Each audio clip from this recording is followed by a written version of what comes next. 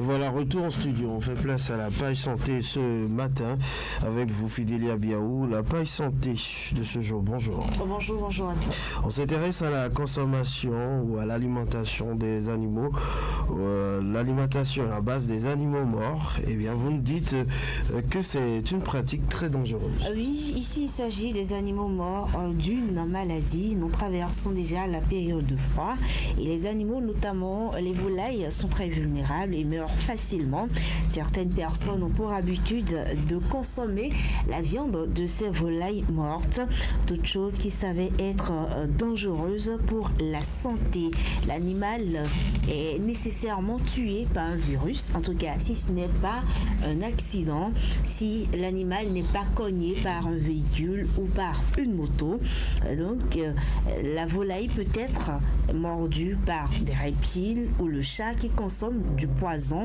La proie empoisonnée, son cadavre contient donc de la toxine. La toxine, c'est une substance toxique qui est élaborée par un organisme vivant auquel elle confère son pouvoir pathogène et ça peut être fatal pour l'organisme humain.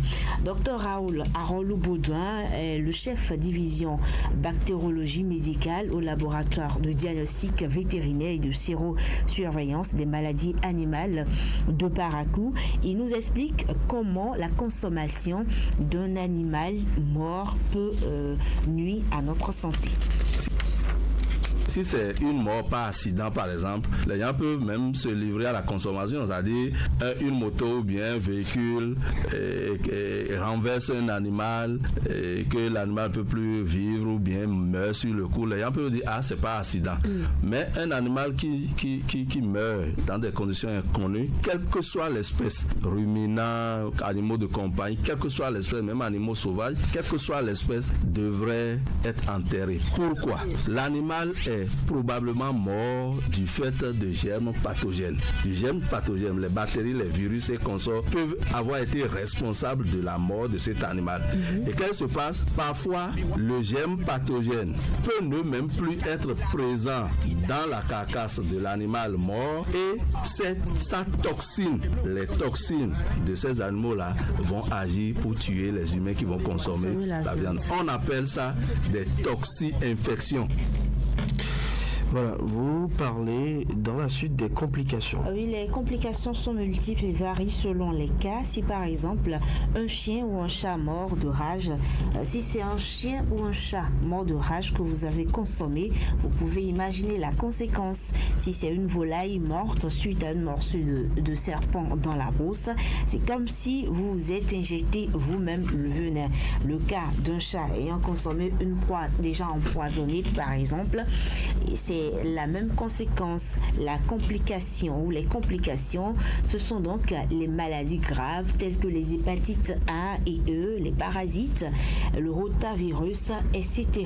Et ceci peut engendrer la mort. Dr Raoul Arolou-Baudouin explique qu'en réalité, la toxine contenue dans cette viande, dans ces viandes-là, reste malgré la cuisson. Donc peut être dangereuse pour la santé. On l'écoute.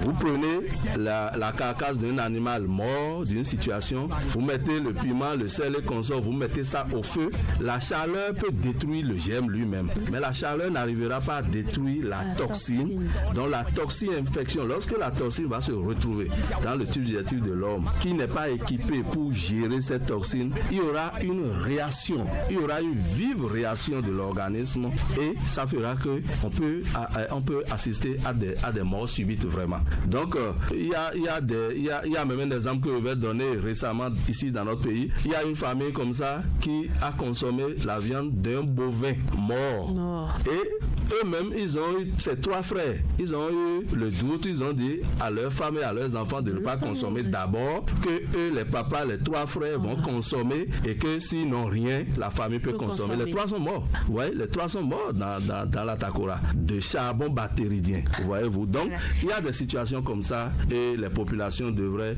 tout faire pour éviter de consommer la viande de cadavres d'animaux. Voilà, tout simplement. Alors, vous avez des conseils pour les auditeurs où on s'en tient à ces mots du docteur? Comme vient de le dire notre source, il faut éviter de consommer la viande des animaux morts, même si vous connaissez la raison. Ça peut être par accident ou par une maladie que vous jugez simple. Ce qu'il faut faire tout simplement, c'est d'enfouir l'animal qui est décédé. Donc, il ne faut jamais consommer la viande d'un animal déjà mort. J'espère qu'ils vont vous écouter. Ce qui est sûr, les conséquences sont assez graves. Voilà, on va retrouver les auditeurs qui se sont collés au mot amnistie. C'est à travers le reportage sur le terrain de Cybèle Lessotan.